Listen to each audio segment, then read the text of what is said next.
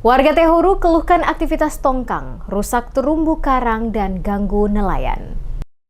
Warga Kecamatan Tehuru, khususnya masyarakat negeri Tehuru, mengeluhkan aktivitas tongkang milik perusahaan PT Batu Pica Seram Jaya yang berlabuh di depan pelabuhan Tehuru. Keberadaan tongkang tersebut dinilai telah menyebabkan kerusakan terumbu karang serta mengganggu aktivitas nelayan setempat. Keluhan ini disampaikan langsung Radit Saputra Hatapayo, warga Tehuru saat diwawancarai terkait persoalan beroperasinya kegiatan tongkang-tongkang milik PT Batu Pica Seram Jaya yang kerap berlabuh terlalu dekat dengan kawasan pesisir pantai yang dinilai merusak terumbu karang. Menurutnya, jika kondisi arus laut yang kencang, tongkang sering terseret sehingga menyeret jangkar dan rantai yang berdampak langsung pada rusaknya terumbu karang di perairan dangkal sekitar negeri Tehuru. Yang menyebut jika terdapat tongkang yang jangkarnya renggang akibat derasnya arus, maka secara otomatis menyeret sejumlah terumbu karang di depan negeri Tehuru. Kejadian tersebut bukan hanya merusak ekosistem laut, tetapi juga menghambat aktivitas nelayan yang biasa memancing di wilayah tersebut. Selain berdampak pada lingkungan laut, keberadaan tongkang di dekat pemukiman warga juga dinilai mengancam keselamatan dan kenyamanan masyarakat pesisir. Warga khawatir kerusakan terumbu karang akan berpengaruh jangka panjang terhadap hasil tangkapan ikan dan berkelanjutan pada mata pencaharian nelayan.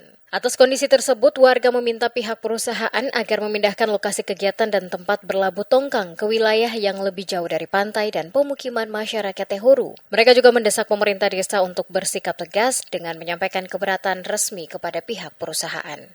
Sangat mengganggu sekali, Abang. Jadi karena tongkang ini kalau buang jangkar di sini, dekat sini, kalau arus kuat itu dia larat. Jadi kalau larat itu dia jangkar karena terumbu karang itu merusak terumbu karang. Kemudian kalau dia sampai tak kandas di bagian sana, di terumbu karang sana, itu terumbu karang sama angkut.